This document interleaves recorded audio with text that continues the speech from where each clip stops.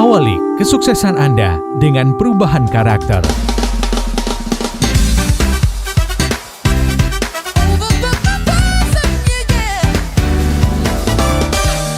Smart Listener, segera kami hadirkan Smart Character bersama Power Character based on Business Transformation. Power Character bersama Yakub Ezra, Harmoni Ezra, dan tim. Selamat mengikuti.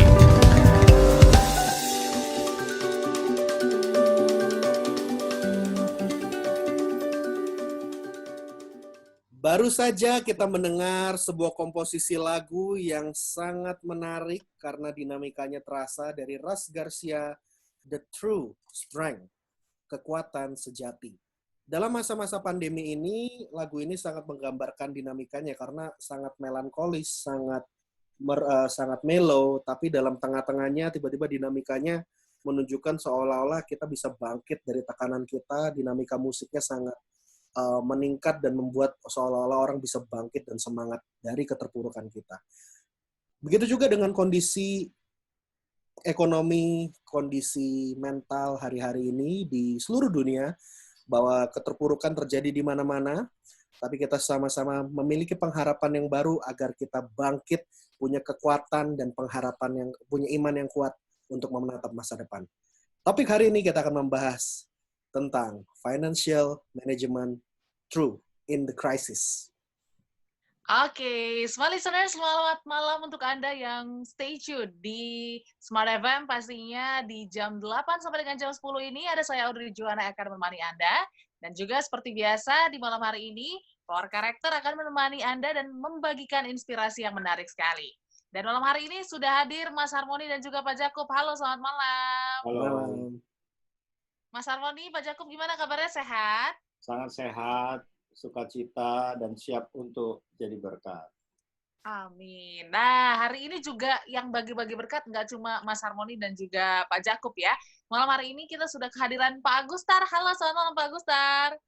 Selamat malam Mbak Audrey, malam Pak Yakub, malam Harmoni. Ya, malam Pak Agus. Terima kasih. Pak Agustar sehat ya? Sehat banget. Sehat sekali. Sama-sama Mbak Audrey juga sehat ya? Sehat. Kita semua bersyukur masih dikasih kesehatan dan pastinya bisa bertemu walaupun via virtual ya seperti ini. Tapi memang di tengah pandemi corona ya, bisa kita bilang banyak sekali sektor-sektor yang terpukul. Nggak cuman kita siaran harus jauh, kerja juga harus dari jauh, dari rumah. Dan bahkan beberapa orang tidak hanya bekerja dari rumah, tapi harus dirumahkan juga nih. Nah, hari ini kita membahas sebuah topik yang menarik sekali, Smart Listeners, menata keuangan di tengah krisis pandemi COVID-19 ya, yang kita tahu banyak sekali masyarakat Indonesia yang pastinya merasakan kesulitan, apalagi menata keuangan di tengah pandemi COVID-19. Dan hari ini kita mau belajar topik yang menarik sekali, tapi sebelumnya mungkin Mas Harmoni bisa dijelasin nggak sih kenapa kita ngambil topik ini? Baik, jadi topik hari ini pasti relevan sekali dalam kehidupan kita masing-masing, karena banyak pasti pertanyaan-pertanyaan bagaimana seharusnya saya mengelola keuangan di masa kini gitu. Karena rumus-rumus itu yang zaman dulu kita pelajari belum tentu berpengaruh hari ini gitu. Yaitu mungkin kita dulu berpikir bahwa yang penting kita bisa nabung 20%, ya kan? Kita spendingnya berapa persen. Apakah rule tersebut tetap sama di masa pandemi ini? Jadi tentu karena finansial itu adalah bagaimana kita survive dalam kehidupan kita, bagaimana kita menggunakannya itu menjadi penting kan di hari-hari ini, dan harusnya dalam keuangan kita pakai untuk apa dan kapan kita menggunakannya itu penting sekali. Jadi ini esensi sekali, makanya kita bawa spesialis financial Pak Agustar. Pak Agustar pasti banyak bagi ilmu hari ini. Kita juga perlu banyak belajar. Harus kita serap semua nih dari Pak Agustar ya. Iya. Tapi mungkin Pak Agustar melihat situasi keuangan lah secara global di tengah pandemi COVID-19 ini, apakah memang benar-benar total merugikan banyak sektor kah atau ada sisi positifnya atau gimana Pak?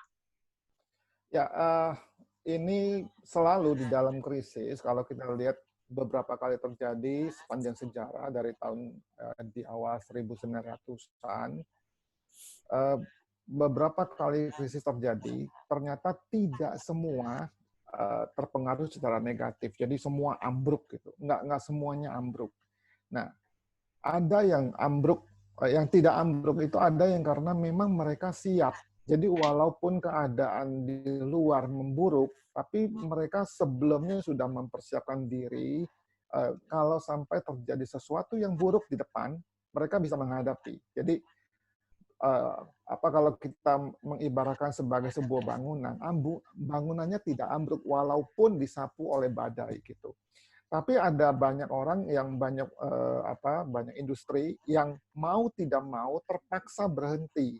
Nah, seperti yang kayak sekarang pandemi corona ini membuat banyak orang nggak bisa keluar dari rumah, disarankan tidak keluar dari rumah. Nah, kalau orang yang harus kerjanya di luar rumah tapi tidak boleh keluar rumah, artinya pekerjaan dia terpaksa menurun jauh atau bahkan berhenti. Nah, kalau sudah berhenti seperti itu, akan terjadi spiral ke bawah. Jadi krisis keuangan itu definisi sederhananya itu adalah berhentinya perputaran uang. Jadi kalau orang tidak bisa lagi menghasilkan, artinya dia tidak bisa menerima pembayaran dari orang lain atau menjual sesuatu untuk menerima kas dari orang lain. Nah, karena terjadi begitu masif, maka ekonomi mendadak itu turunnya seperti dibanjur seperti air gitu loh. Nah, itu kalau kita tidak siap, maka yang biasanya kita menerima contoh, beberapa saudara-saudara kita yang penghasilannya mereka daily basis, yang hari ini bekerja untuk hari ini, besok ya kerja untuk besok. Kalau tahu-tahu keadaan besok tidak boleh keluar rumah, berarti penghasilannya nol. Nah, kalau penghasilan sudah nol, berarti buat orang yang bersangkutan itu langsung krisis buat dia. Nah, bayangkan kalau ini terjadi pada skala perusahaan, terjadi pada skala kota, pada skala provinsi, pada skala nasional. Itu akan terjadi secara masif, dan itulah yang sekarang banyak terjadi di negara-negara tertentu. Bahkan ada beberapa negara yang jatuhnya itu seolah-olah nggak ada bumper bawahnya, jadi turun dan turun dan turun dan turun gitu. Nah, kita melihat sebetulnya keadaan Indonesia buat saya ini relatif lebih baik karena pertama memang pemerintah melakukan sesuatu yang agak berbeda dengan yang beberapa negara lakukan. Dan yang kedua, di Indonesia ini, masyarakat kita, saya sama bersyukur, kita ini masyarakat yang kreatif. Jadi pindah jalur itu bisa cepat sekali. Nah, memang karena kondisi-kondisi, kalau kita dalam keadaan yang kepepet, orang kalau bisa kreatif, itu jalan keluarnya akan ketemu. Jadi kalau ditanya apakah semua negara mengalami seperti kejatuhan ekonomi, kalau secara garis besar, iya. Tetapi apakah semua dalam tanda petik mematikan? Enggak. Ada yang survive, ada yang malah tumbuh. Ada beberapa kawan kita, bisnisnya itu tetap tumbuh. Gitu ya. Kemarin saya sempat cerita dengan Pak Yakub, bahkan ada orang yang industrinya hotel. Hotel kan harusnya turunnya jauh. Turun ya? Ya. Tapi hotel kawan satu ini okupansinya bisa tetap 80%. Walaupun sempat jatuh ke 20% di awal-awal pandemi. Jadi, apa yang terjadi? Karena ada hal berbeda yang dia lakukan dibandingkan dengan pengusaha-pengusaha hotel pada umumnya. Dan yang sangat penting adalah... Jangan dibuka rahasianya, Pak Agus. Nanti aja. Oke. Pak Agus yang jadi konsultan hotel itu soalnya. Wah. Hotel pada begini semua ya. Jadi dalam keadaan, banyak orang yang bilang krisis itu ada kesempatan. Yes. Cuman nggak semua orang bisa lihat dan tidak semua orang bisa lihat dan bisa mendapatkan kesempatan itu. Nah, itu yang kita mungkin di masa-masa yang akan datang kita harus siap. Jadi Audrey dan Smart Listener, kita bersyukur tamu kita kali ini adalah bukan hanya seorang spesialis, tapi seorang yang sangat aplikatif dan track record-nya itu konsisten dalam integritas, moral, dan dia bukan bekerja hanya cari uang saja, tapi betul-betul punya nilai-nilai yang sangat luhur, tinggi. Dan saya percaya pada malam hari ini kita semua pasti mendapatkan insight-insight yang luar biasa dari Pak Agustar. Ya. Oke, tapi sebelum kita masuk lebih jauh, mungkin dari sisi power karakter sendiri, Pak Jakub, bisa diceritain nggak sih di tengah pandemi COVID-19 ini gimana struggle-nya atau mungkin cara Pak Jakub untuk tetap bertahan gitu? Silakan Pak Jakub sharing sedikit. Jadi kalau bicara keuangan itu memang inisiatif saya karena perusahaan saya sendiri mengalami penurunan yang luar biasa. Tetapi kalau Pak Agus tadi nggak ada dasarnya, saya lumayan lah, ya nggak sampai nyuncum begitu ya, nggak sampai berantakan ya, bersyukur. Yang pertama bicara keuangan itu memang menjadi masalah tetangga kiri kanan dan sekeliling kita. Mungkin Anda juga yang sedang bersama kami malam hari ini. Ya, ada 3 alasan kenapa saya memunculkan ini. Sekarang orang yang punya kompetensi keuangan seperti Pak Agus itu juga kalang kabut karena antara revenue sama cost itu udah nggak berimbang lagi. Jadi tadi Pak Agus sudah jelaskan kalau itu nggak ada income ya sudah krisis. Berarti kompetensi apapun mau gelar apapun wealth management orang-orang duitnya piye toh ya. Itu pertama. Yang kedua, ini bagian kami. Ternyata keuangan itu berafiliasi, bermuara juga dengan karakter manusia gitu. Ada orang yang berani mengambil resiko, ada orang yang beli karena pengaruh dari temannya, ada orang yang sangat hemat, dan ada orang yang cuek. Nah, itu juga sangat berpengaruh di situasi pandemi ini. Itu sebabnya kemarin kita sudah briefing sebentar saya berdua dengan Pak Agus. Dan saya percaya bahwa kombinasi antara core character dengan financial management akan menjadi sebuah aplikasi praktis secara situasional ya, jadi istilah saya survival mode ya. Jadi mode survival ini harus ditekan supaya kita bisa survive. Nah, ini nggak bisa didengarkan pada waktu situasi normal ini, Audrey. Sesi ini hanya bisa didengarkan di situasi krisis ya. Jadi ikuti sampai selesai. Saya percaya, saya yakin ya masalah utang piutang, masalah keuangan Anda pasti bisa diselesaikan pada malam hari ini. Itu doa. Yes, nanti kita akan berbagi pokoknya inspirasi dan juga kisah bagaimana pengalaman-pengalaman mungkin Pak Agustar untuk menghadapi situasi krisis ini.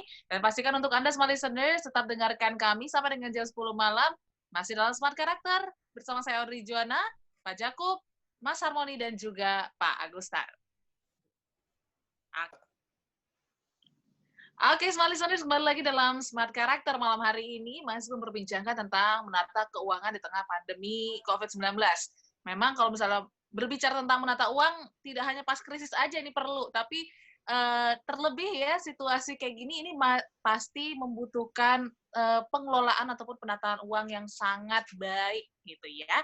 Mungkin dari Pak Agustar sendiri ya melihat situasi seperti ini, Pak Agustar, ini kan situasi krisis sepertinya di tahun 2008, tahun 90 juga Indonesia lah itu pernah merasakan krisis ekonomi seperti ini. Kira-kira benang merahnya dari krisis-krisis sebelumnya dengan krisis seperti ini, tahun ini nih ada nggak Pak yang bisa kita tarik? Ya, krisis itu terjadi biasanya trigger yang paling besar itu adalah rasa takut. Tahun 97 waktu itu banyak sekali orang yang ketakutan dolar naik nggak berhenti. Zaman itu bahkan beberapa pemain kelas dunia yang mencoba membeli dolar versus rupiah, justru mereka rugi. Karena mereka membeli dolar di harga yang sangat tinggi, sudah di atas 16.000 tetap dibeli. Dan akhirnya dolar toh kembali di bawah 10.000 per dolar Amerika gitu loh. Nah, karena ketakutan kurs yang begitu hebat, maka harga barang kita di Indonesia ini masih importnya masih sangat dominan, apalagi zaman itu tahun 90-an. Nah, karena dolar yang naik begitu tinggi, untuk menahan kenaikan harga barang karena ada unsur importnya, waktu itu bunga bank sampai di atas 60% per tahun, ya bunga deposito. Nah, yang kedua tahun 2007-2008. Jadi saya sebut dua ini karena sebelum-sebelumnya pernah 2000 dari tahun 97-98 terjadi yang besar lagi itu tahun 2007-2008. Tetapi dari 2007, 2008 sampai ke sekarang 2020 sebetulnya pernah terjadi beberapa kali penurunan secara ekonomi. Kalau kita lihat di pasar modal itu pernah terjadi lebih dari 2 kali ya, di 2011, 2013, 2015 pernah terjadi. Nah, selalu triggernya itu adalah rasa takut berlebih. Nah, jadi sebetulnya kalau kita bicara ini Pak Yakub dengan Harmoni sangat paham bahwa rasa takut yang berlebih itu orang akan panik gitu ya Pak Yakub ya. Nah, begitu panik maka kita sudah nggak pegang kendali lagi terhadap situasi. Kita jadi korban. Nah, karena kita jadi korban, maka beberapa teman kita yang tidak siap itu betul-betul terpuruk. Jadi rasa takut yang terjadi di 97, 2008, 2020 nanti kalau terjadi lagi dan kita tidak siap, maka rasa takut itu akan membuat kita jatuh lagi. Kalau terjadi lagi, rasa takut itu membuat kita jatuh lagi. Sehingga sejak Januari tahun ini, saya sangat hati-hati dalam mendengar berita. Karena yang disebarkan itu bukan akibat dari corona, tapi berita yang menakutkan tentang corona. Nah, karena saya memfilter apa yang saya dengar, berita yang saya dengar, saya bisa kendalikan keadaan yang harus saya hadapi gitu loh. Sehingga malah saya sebetulnya tidak terlalu terpengaruh. Karena apa? Karena betul-betul kita pegang kontrolnya, kita pegang kendali. Sehingga rasa takutnya itu minimal. Dan yang paling penting adalah kita bisa melihat, nanti di slide berikutnya kita akan bicara, kita bisa melihat bahwa ternyata kalau kita baca data, Mbak Audrey, Pak Yakub, sama Harmoni, kalau kita lihat sebetulnya akibat kematian, akibat corona ini, persentasenya itu kecil. Persentase, kecil sekali. Tapi kenapa begitu menakutkan? Karena viral dari berita. Nah, ketakutan itu yang harus kita saring. Sehingga saya di pasar modal kan boleh dibilang daily basis. Sangat kelihatan, orang takut akan dipukul oleh pasar, akan hancur. Tapi kalau kita bisa pegang kendali, rasa takutnya itu kita kendalikan dengan baik, kita akan bisa keluar sebagai at least bukan orang yang tergerus. Jadi waktu pasar hancur, kita tidak hancur, waktu pasar naik, kita menikmati kenaikan itu. Kondisi ekonomi juga sama. Nah, saya melihat Indonesia termasuk yang rasa takut dari sisi negara, rasa takutnya itu minimal. Walaupun ada orang yang bilang, wah pemerintah terlambat. Tapi buat saya, kita ini rasa takutnya itu minimal. Sehingga waktu kita melakukan eksekusi terhadap kebijakan ekonomi, sosial, kita perlahan-lahan mulai naik. Bahkan menurut beberapa lembaga dunia, 2 negara yang akan tumbuh setelah pandemi ini, yang tercepat itu adalah RRC dan Indonesia. Dan saya sangat percaya itu. Kenapa? Karena kita tidak terlalu takut. Jadi benang merahnya adalah, buat saya, rasa takutnya itu yang harus kita kendalikan. Ini tidak ada teknisnya. Kita nggak bicara textbook. Kalau textbook ini pasti banyak teorinya. Tapi saya lebih coba kalau kita semua tahu, siap. Oh, saya tahu suatu saat krisis itu pasti. Krisis itu pasti. Tinggal kapan. Nah, waktu dia datang, kita kalau siap, kita tahu, oh ini mah dari dulu, saya tahu akan terjadi. Nah, karena kita sudah antisipasi, maka akibat dari yang kita rasakan itu akibatnya bisa seminimal mungkin. Begitu. Ya. Oke. Kalau boleh saya psikolog. boleh menambahkan dari sisi silakan. psikologis nih. Ya, Itu yang saya mau konfirmasi dari apa yang Pak Gustar sampaikan, itu sangat benar bahwa perasaan takut itu akan membuat otak kita masuk ke dalam fase di mana menjadi apa ya, bahasanya itu reptilian mode gitu. Bagaimana kalau otak kita dimasuk ke dalam otak reptil, fase respon kita biasanya punya kecenderungan fight, flight, atau freeze. Antara saya nyerang, saya kabur, atau saya diem, freeze. Kayak orang mau ketabrak mobil, itu kadang-kadang malah diem, itu karena dia freeze. karena Ya. takut. Nah, jadi perasaan emosi yang berlebihan itu salah satu emosi yang paling kuat adalah ketakutan. Kebanyakan yang saya temukan adalah orang-orang yang dikuasai oleh ketakutan. Biasanya coba kita perhatikan, empatinya menurun dan dia menjadi pribadi yang egois. Dia langsung apa yang dia lakukan? Panic buying. Dia nggak memperdulikan apapun yang orang lain, pokoknya saya survive dulu. Nah, ketika orang berpikir demikian, maka kan terjadi krisis di mana-mana karena orang menjadi egois semua. Nah, jadi selebihnya apalagi orang-orang yang cenderung dikuasai ketakutan, dia cenderung diam, nggak bisa melakukan apa-apa. Akhirnya malah depresi, stres. Ada yang pernah saya temukan, pokoknya dia ngunci kamar di apartemen dan sampai berantem dan betul-betul keluar rumah itu seolah-olah bakal mati gitu. Jadi betul-betul kayak di penjara di ruang apartemen gitu. Dan akhirnya karena nggak kuat dia keluar pakai masker segala macam, oh ternyata fine ya gitu. ternyata nggak mati tuh gitu. Iya. Ternyata gue oke kalau gue menjaga kok gitu. Jadi Iya. ketakutan tersebut itu yang membuat kita jadi egois, kehilangan kasih, paranoid, dan tidak akan bertumbuh. Itu dari saya. Oke. Jadi bisa dibilang kalau misalnya menghadapi situasi seperti ini juga kontrol emosi ini harus benar-benar dijaga ya Pak Jakub ya? Betul sekali, karena emosi itu tempat pengambilan keputusan. Otak kanan kita adalah otak yang mengambil keputusan. Otak kiri kita adalah otak yang memilih. Tapi eksekusinya selalu otak kanan. Walaupun Harmony tadi berkata bahwa itu reptilian, tapi biasanya memang akhir keputusan itu dari mammalian brain. Oke, nanti kita akan lanjutkan lagi bagaimana cara mengelola ataupun menata keuangan di tengah krisis seperti ini, small listeners. Dan untuk Anda yang ingin belajar banyak malam hari ini bersama Pak Agustar ya, spesial di tanggal 8 Juni ini, jangan kemana-mana. Tetaplah stay tune di Smart FM, Business and Inspiration. Kita akan kembali setelah yang satu ini.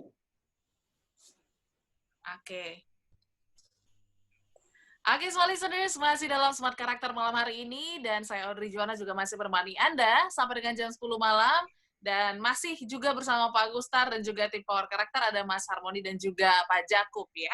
Hari ini kita membicarakan tentang menata keuangan di tengah pandemi COVID-19, di mana banyak orang yang mengatakan bahwa ini adalah krisis ekonomi lah ya, yang cukup berdampak secara global. Nah, mungkin dari Pak Agustar sendiri ya, banyak orang yang mungkin tidak melakukan persiapan nih Pak, karena kita nggak tahu nih ya, krisis ini akan terjadi.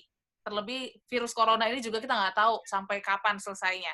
Mungkin ada nggak sih apa yang harus dilakukan untuk teman-teman, mungkin pelaku usaha atau mungkin karyawan ya, yang tidak melakukan persiapan sebelum virus corona ini melanda, terlebih untuk ekonominya, dan bagaimana mereka harus berlaku gitu, supaya keuangan di masa depan, yang kita nggak tahu juga gimana nih, ini bisa tetap terkontrol seperti itu.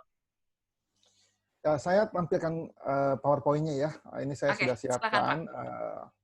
Jadi, sebentar.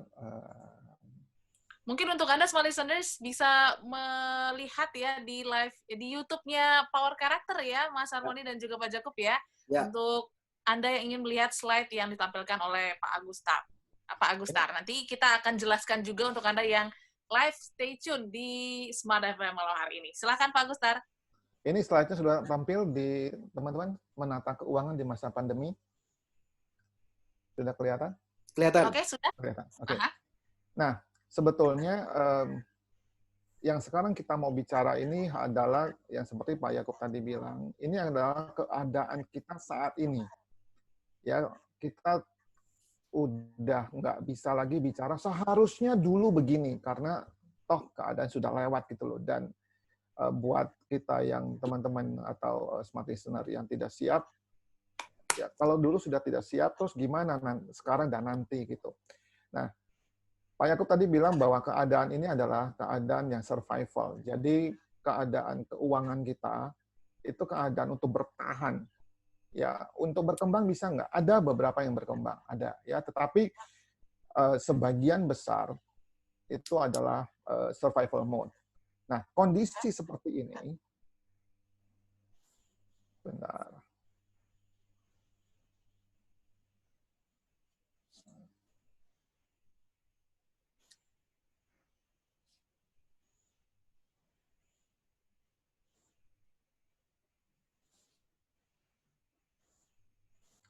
saya ingin mulai dulu basicnya ya, dan kebanyakan kita berbicara bahwa harta, setiap kali kita mendengar kata harta, yang muncul itu adalah harta benda. Nah, padahal harta itu kalau dikategorikan itu ada 6. Ya, saya tampilkan di sini 6-nya.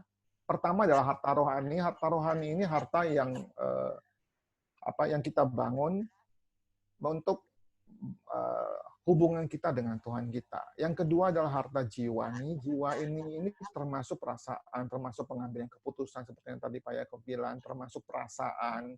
Ya, di sini kita juga sebut itu adalah harta jiwani. Harta badan itu harta tubuh, kesehatan tubuh yang kita rawat, kita bangun sebelum keadaan seperti sekarang. Yang keempat, harta hubungan. Harta hubungannya adalah hubungan dengan sebanyak-banyaknya orang. Anda kenal dia sudah lama atau baru, komunitas tempat Anda tumbuh, apakah hubungan Anda baik? Nah, di saat krisis seperti sekarang, harta hubungan inilah yang nanti akan sangat menolong juga. Yang kelima, harta keluarga. Artinya hubungan kita dalam keluarga. Ya, saya dapat data dari Pak Yakub bahwa di China, di Wuhan, keluarga-keluarga malah pada masa pandemi ini justru berantakan. Ya. Kenapa itu terjadi? Karena selama ini keluarga ini tidak dibangun, hubungan dalam keluarga tidak dibangun. Jadi begitu setiap anggota keluarga tinggal bareng-bareng 24 jam dalam rumah setiap hari, berminggu-minggu, berbulan-bulan, bukannya makin baik, tapi justru hancur karena hubungannya mereka tidak pernah dibangun. Ya, itu adalah harta keluarga. Harta yang terakhir, harta benda. Harta benda itu termasuk kas yang kita punya, termasuk deposito, reksadana, saham, emas, dan semua properti dan lain-lain. Nah, sekarang yang banyak orang terprosok itu kan yang nomor 6. Nah, nomor 6 ini bisa menjadi lebih baik atau tidak. Sebetulnya tergantung dari 5 yang di atas. Kalau 5 yang sebelumnya ini tidak dibangun dengan baik, sekarang untuk bisa recovery yang ke-6 ini berat sekali. Nah, oke. Tapi hari ini kita bicara untuk khusus yang ke-6, ya, yaitu harta benda. Sudah ngalamin, sudah masuk situasi pandemi, sudah masuk situasi yang berat, krisis terjadi, bahkan orang tidak bisa kerja. Orang-orang tertentu bahkan sampai terkena PHK. Kan keadaannya sudah apa boleh buat gitu. Bukan perusahaannya jahat, perusahaannya pun tidak sanggup untuk survive. Lalu sebagian kecil memang ada yang masih bisa bekerja, THR masih dapat, wah itu bersyukur sekali gitu ya. Karena keadaan sekarang itu nggak mudah. Apa yang kita perlu lakukan? Nomor 1 adalah jangan panik, jangan takut, tetaplah tenang. Itu penting sekali. Jadi saya sarankan kepada orang tua, kepada teman, kepada saudara, saya bilang jangan ketakutan. Karena apa? Kalau kita takut, musuh yang kita hadapi itu kelihatannya lebih besar. Kita harus tenang, ya. Dengan tenang, ini nanti di slide berikutnya kita akan cerita lebih banyak. Ini banyak manfaatnya. Lalu yang kedua, biaya-biaya yang kita butuhkan di dalam kehidupan sebisa-bisanya diturunkan. Karena apa? Karena kita tidak tahu keadaan pandemi sekarang ini akan berlaku atau berjalan berapa lama. Ekonomi akan terpengaruh berapa lama. Ekonomi akan jalan kapan. Ada yang bilang 6 bulan, ada yang bisa bilang 1 tahun, bahkan ada yang memprediksi katanya 2 tahun. Wah, kalau sampai 2 tahun gimana gitu. Ya, jadi biaya hidup harus kita turunkan supaya kalau Anda masih punya dana yang Anda sudah cadangkan dari dulu, daya tahan untuk digunakan itu bisa lebih lama. Yang tadi Anda siap untuk 6 bulan, bisa jadi 8 bulan gitu ya. Lalu prioritas untuk belanja, tolong diatur ulang. Bisa tidak? Bisa. Ya, nanti kita lihat. Lalu yang keempat yang kami sebut dengan capacity review atau gali potensi diri kita. Ini perlu bantuan orang lain, silakan kita kerjakan. Tapi saya sudah melihat beberapa kenalan, beberapa orang yang bahkan saya nggak kenal, tahu-tahu mereka muncul potensi yang selama ini nggak pernah kepake, gitu ya. Lalu yang kelima, ayo lakukan sinergi. Nah, di sinergi inilah yang tadi 6 harta itu, ini adalah harta yang hubungan. Sinergi dengan teman, sinergi dengan saudara, dengan mungkin dulu teman sekolah. Ayo sinergi, karena dengan sinergi bisa saling meminjam kekuatan. Gitu. Lalu yang keenam, jika ada, ayo nego. Kalau ada utang, nego, minta keringanan. Bukannya kita tidak mau bayar, tapi tolong diringankan. Kalau ada piutang, minta tolong juga pembayarannya walaupun kecil, tapi ada, supaya cash flow kita tetap akan kuat. Nah, yang ketujuh, ini baru kita mulai. Kalau dulu kita nggak pernah atur keuangan kita, ayo sekarang di masa pandemi ini mulai belajar. Aturlah. Dari tahap 1 sampai tahap 6 ini, setelah kita lakukan, kita mulai ada sedikit penghasilan, labanya sudah mulai ada, ayo atur. Jangan seperti masa-masa lalu yang sesukanya, ada uang habiskan. Jangan, karena apa? Krisis di masa datang itu pasti. Krisis ekonomi itu pasti. Ya, ada penjelasan secara teknisnya ada. Ya, tetapi saya nggak jelaskan di sini. Yang jelas, krisis itu pasti dan akan terjadi. Bahkan ada yang mengatakan bahwa krisis ekonomi akibat perkembangan teknologi yang hebat sekali seperti sekarang, krisis ekonomi itu antar krisis, artinya jedanya itu makin lama makin pendek. Jadi dalam 20 tahun yang tadinya mungkin cuma 2 kali, bisa jadi 3 kali, jadi 4 kali di masa yang akan datang. Nah, kalau kita nggak pernah belajar dari situasi ini, maka kita merasa, ngapain diatur? Padahal dengan Anda atur, di masa pandemi ini, Anda akan lihat kegunaannya. Ya. Nah, sampai di sini dulu, atau nanti langsung saya jelaskan? Oke. Nanti abis ini aku kasih kesempatan lagi untuk Pak Agustar jelaskan lebih lanjut lagi. Kita akan rehat dulu, smart listeners, untuk Anda yang mungkin masih penasaran ya, bagaimana mungkin tips dari Pak Agustar. Nanti kita akan bahas lebih lanjut lagi, dan tetaplah bersama kami di Smart FM. Kita akan kembali setelah yang satu ini. Masih dalam tema menata keuangan di tengah krisis, smart listeners, dan juga masih dalam Smart Character bersama saya, Audrey Joanna, Bapak Jakub Ezra, Mas Harmoni, dan juga Pak Agustar malam hari ini, yang tadi sudah disampaikan oleh Pak Agustar ya, bahwa ada 6 harta dan juga ada 7 tips tadi, survival mode. Nah, mungkin Pak Agustar bisa dilanjutkan lagi. Tadi kan sempat terpotong, silakan Pak. Bentar ya, saya share screen lagi. Oke.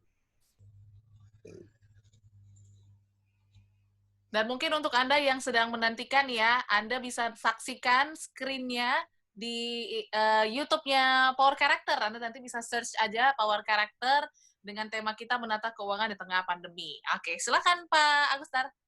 Oke, sekarang seperti yang tadi sudah kita bicarain, bahwa dan ini tahapnya tahap bertahan, survival.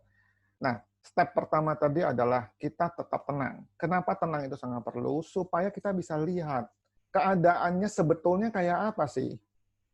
Beberapa kali saya sampaikan kepada teman-teman, betul nggak COVID-19 ini berbahaya? Mungkin secara kedokteran betul berbahaya. Tapi akibat yang ditimbulkan, kalau kita lihat di data WHO, yang penyakit-penyakit yang mematikan, dari sekian banyak, COVID-19 itu bukan yang nomor 1. Yang nomor 1 itu ada yang lain.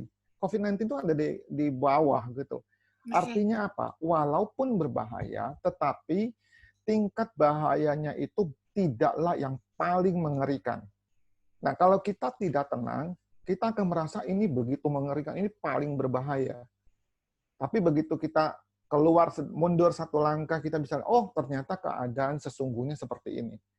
Nah, setelah kita bisa melihat situasi, kita perlu dong bisa lihat, kalau buat smart listener yang selama ini sempat punya tabungan, Anda bisa lihat, oh tabungannya saya punya, sekarang gimana saya bisa atur?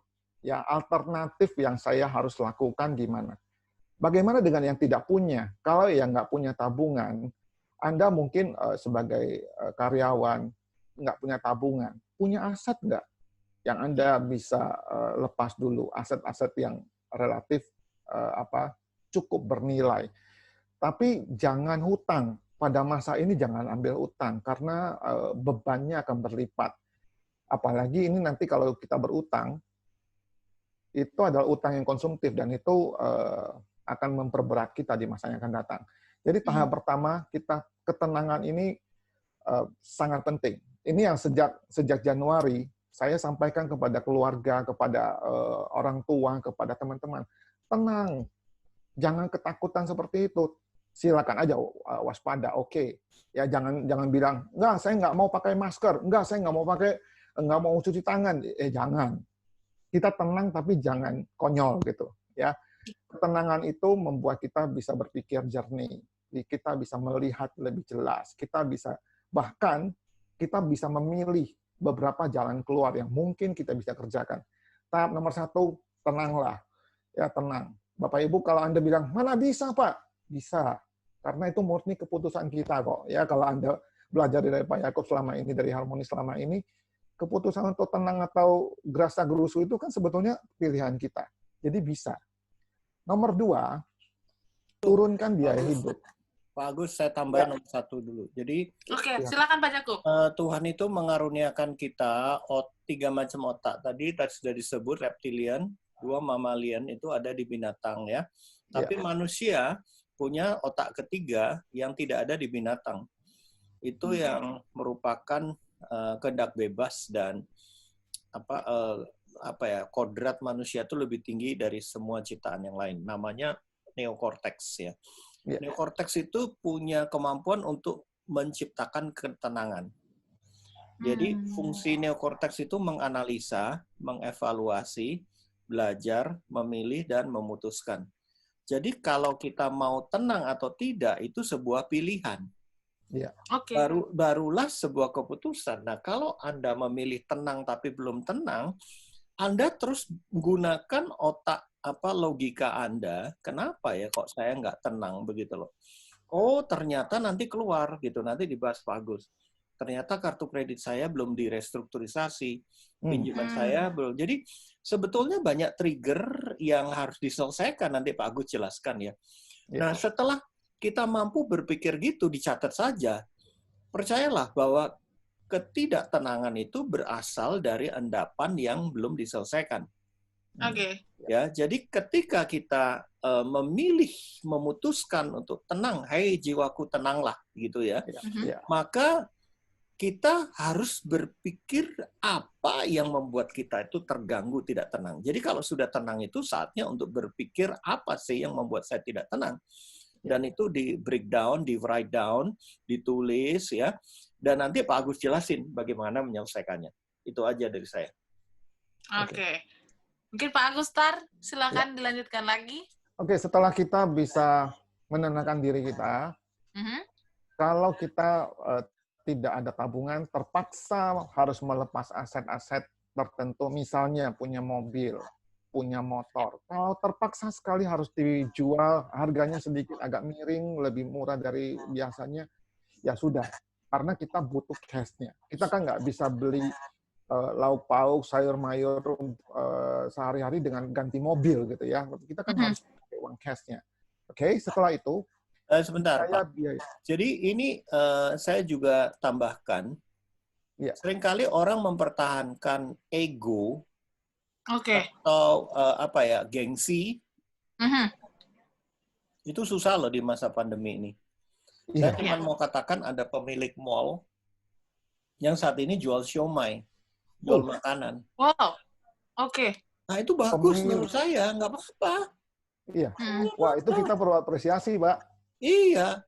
Perlu apresiasi itu. Iya, saya sudah bilang sama keluarga juga. Kalau gini terus hanya untuk bayar biaya karyawan, saya siap jual Innova saya. Istri saya siap jual perhiasan-perhiasan yang memang sekarang tidak lagi dibutuhkan. Yang dibutuhkan adalah survival dan menolong orang lain. Bagaimana? Keluarga kita, karyawan kita, seperti itu. Betul. Nah, itu nggak akan terjadi kalau kita masih memikirkan egoisme. Kepentingan saya apa? kita tidak akan terjadi kalau itu masih mementingkan ya untung buat saya apa gitu. Kalau saya malu gimana gitu. Coba bayangkan kalau kita lagi dalam bahaya banjir. Ya, banjir itu bisa menyerang rumah artis, rumah pejabat dan lain sebagainya, betul nggak? Bahkan rumah orang spiritual juga kena banjir gitu. Cuman responnya beda-beda itu. Nah, kalau sudah seperti itu, kalau sudah banjir ya, harus ngungsi gitu loh, harus ditinggal semuanya. Jangan banjir lah, kebakaran. Ya, harus ditinggal. Di Australia kebakaran itu melahap rumah-rumah mewah. Nah, nyawa itu lebih penting, kehidupan itu lebih penting daripada semua harta benda ini gitu. Ya, silakan Pak Agus. Oke. Yang kedua, turunkan biaya hidup. Ya, mungkin kita merasa apalagi mau turunin Pak, sekarang aja udah ngepas gitu loh. Coba ini perlu diskusikan sama keluarga. Kalau Anda adalah kepala rumah tangga yang bekerja di rumah, ada spouse, ada nyonya, ada anak-anak, rapat keluarga gitu ya. Ayo, biaya-biaya apa yang kita perlu potong? Kita bisa buang nggak? Selama ini karena kebanyakan makanan itu beli dari luar. Coba masak sendiri. Ya, ini saya kasih tips yang praktis gitu loh. Kalau selama ini cucinya di laundry, ya cucilah sendiri, apapun. Nah, ini satu lagi yang sangat penting. Care-lah dengan barang-barang dalam rumah tangga kita. Rawat dengan baik. Ya, jangan, misalnya, ini terjadi umum sekali. Banyak orang yang jadi karyawan, kalau di kantor, misal, nyalakan AC sama matiin AC itu harusnya ada jeda waktu. Begitu matiin, jangan langsung nyalakan, kan? Tapi kalau orang yang tidak punya rasa memiliki, karena AC itu adalah AC kantor, dia matiin sekarang, setengah menit kemudian dia nyalain. Itu kan mempercepat kerusakan. Jadi tolong rawat apa yang ada di rumah kita, barang, kebutuhan, atau TV atau apapun, ayo rawat. Karena dengan kita merawat, biaya masa depan akan turun. Jadi, ada nggak biaya-biaya yang bisa diturunkan? Pasti ada. Pasti ya. Jangan bilang gini. Buat apa Pak saya turunin? Paling turun cuma 5.000. Kita perlu tahu, smart listener, biaya yang kita bisa potong itu adalah biaya yang kecil. Kita nggak bisa buang biaya besar. Anak Anda sekolah kan nggak bisa dibuang biayanya. Ya, yang kita bisa buang itu biaya-biaya yang kecil. Beli siomay, ya kan, jajan-jajan, ngopi, itu bisa dipotong ya. Iya. Jadi kita harus sangat aware, sangat sadar bahwa biaya yang kita bisa turunkan itu secara umum adalah biaya yang kita pandang remeh. Karena apa? Karena remeh, sebetulnya dia nggak perlu dikeluarin, kita survive. Tapi kalau biaya besar, Anda punya mobil masih nyicil, kan kita nggak bisa bilang ke dealer, saya nggak mau bayar. Nggak bisa. Nggak bisa. Okay. Jadi biaya-biaya yang selama ini kita terpaksa dulu harus keluarkan, ayo sekarang dirinci. Nah, ini perlu diskusi ya, ambil catatan, tulis biaya yang ada di rumah itu apa saja, listriknya, iuran rumah, handphone, AC, segala macam itu ditulis. Nah, nanti yang tetap harus ada, mana yang bisa diturunkan, mana yang bisa dihilangkan. Iya. Nah, kenapa ini penting? Sekali lagi bahwa kita tidak tahu loh, keadaan ini akan berlaku berapa lama. Jadi kita mesti menggunakan cadangan dana yang ada itu untuk bisa bertahan sepanjang mungkin. Harus sepanjang mungkin.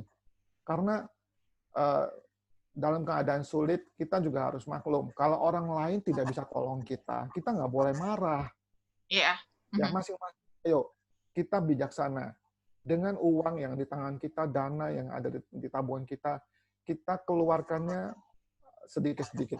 Ya, lebih baik lagi dengan kita menurunkan biaya hidup kita, sedikit banyak kita bisa bantu orang. Bantu tidak harus dengan uang cash yang kita kasih. Ya, misalnya bisa belanja dari teman yang tawarin produk dia. Usaha. Anda tolong dia sebetulnya, gitu ya. Yeah. Jadi turunkan biaya hidup. Ini pasti ada biaya yang bisa diturunkan. Jangan bilang angkanya nggak ada nggak artinya. ada gitu ya. Kerjakan dulu, gitu ya. Oke, Yang ketiga, mungkin ditahan dulu Pak Agustar. oke, Nanti kita boleh. akan lanjutkan ke poin ketiga. Tapi Ya. smart listeners, jangan khawatir, kita masih akan melanjutkan perbincangan kita. Dan Pak Agustar juga masih akan memberikan inspirasi yang menarik sekali malam hari ini. Jadi untuk Anda, stay terus di Smart FM. Dan masih bersama kami di Power Character sampai dengan jam 10 malam nanti. Baru saja kita mendengar lagu dari Jason Gray yang berjudul Hard Times. Lagu ini berkata bahwa it got real in the hard times, it hurt bad, but I don't mind. That hurt will make me strong, a hard kind. Ya, jadi bicara tentang dalam masa-masa sulit, masa sulit itu akan membuat kita semakin kuat kalau kita dapat menyikapinya dengan baik. Justru ibarat kayak emas gitu ya, itu akan menjadi murni ketika dia dipanaskan. Ya, kopi akan harum ketika dia melewati masa proses gitu. Dan telur yang awalnya lembek ketika direbus dia menjadi keras gitu. Jadi siapakah kita pada saat masa-masa krisis itu menunjukkan karakter kita sesungguhnya. Cocok sekali memang topik pada malam hari ini, kita membahas tentang financial management through character, ya, in the midst of the crisis. Ini yang menjadi menarik gitu, karena perlu sekali dalam masa-masa ini kita memiliki respon yang benar, terutama dalam hal finansial.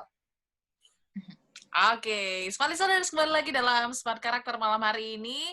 Masih memperbincangkan tentang menata keuangan di tengah krisis ya, pastinya dari sudut pandang karakter juga. Nah, tadi dengar lagu itu jadi ingat kata-kata Mas Conan ya, bad day pasti berlalu gitu. Iya. Nah, ini orangnya nggak ada nih, mungkin minggu depan kita bisa gabung lagi sama Mas Conan ya.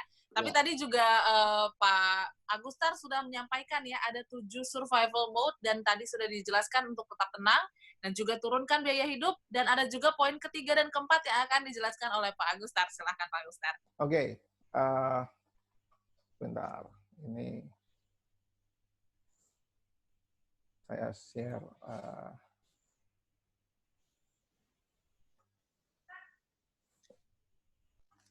Sekarang Dan kami ingatkan mungkin, oke, silakan Pak Agustar. Oke, sudah. Yang ketiga, atur ulang prioritas. Atur ulang prioritas. Tadi di poin kedua, sebetulnya kita dalam keadaan survival mode ini yang kita belanja itu kan hanya kebutuhan. Kita sudah nggak lagi pikirkan apa itu lifestyle tinggi, bawa tas mahal kemana-mana gitu. Sudah enggak. Ya. Yang penting adalah kita bisa memenuhi kebutuhan, bahkan kebutuhan basic untuk orang-orang tertentu. Hanya makanan, pakaian, tempat tinggal saja. Sudah nggak cerita lagi hal-hal yang lain. Ya kalau anak masih sekolah, ya silakan teruskan sekolah. Tapi beberapa hal yang memang betul-betul basic. Nah, dari yang basic, apakah ada yang perlu diprioritaskan, ada yang perlu ditunda? Contoh ya, saya lihat banyak sekali orang-orang kalau kerja, dia mobil saja yang cuci orang lain gitu loh, di tempat pencucian mobil. Ya. Cuci AC juga dicuci oleh orang lain. Nah, dari dua ini, mana yang Anda bisa lakukan sendiri? Prioritaskan yang Anda bisa lakukan sendiri. Kalau Anda bilang, cuci AC saya takut, Pak. Ini kalau saya cuci sendiri nanti rusak. Kalau mobil mah gampang, saya bisa sendiri gitu loh bodinya. Ya Anda cuci mobil sendiri. AC biarkan orang lain yang cuci, daripada Anda cuci sendiri, kita cuci sendiri malah rusak gitu ya. Rusak. Jadi di antara sekian kebutuhan yang harus penuhi, coba diskusi dengan keluarga mana yang lebih utama jika dana sangat terbatas. Nah, ada beberapa teman yang bilang sama saya, oh sekarang Pak, dengan kondisi kayak gini, saya punya dana cadangan itu, saya bisa belanja 2 tahun, Pak. Oh, kalau 2 tahun itu kan dananya banyak, tapi jangan karena punya dana cadangan secara di atas kertas 2 tahun lalu Anda hambur-hambur. Karena pandemi ini kita nggak tahu loh selesainya kapan. Jangan-jangan lewat 2 tahun. Gitu ya. Tapi jadi tetap kita harus sangat bijaksana. Yuk atur ulang prioritasnya. Yang mana yang perlu, mana yang enggak. Sekarang ini katanya di industri telco penghasilan mereka naik. Ya secara industri naik. Karena apa? Karena banyak orang yang karena di rumah banyak pakai kuota. Nah, kalau itu terjadi seperti itu di masyarakat, artinya orang sudah membelanjakan uangnya ke tempat-tempat yang tersier.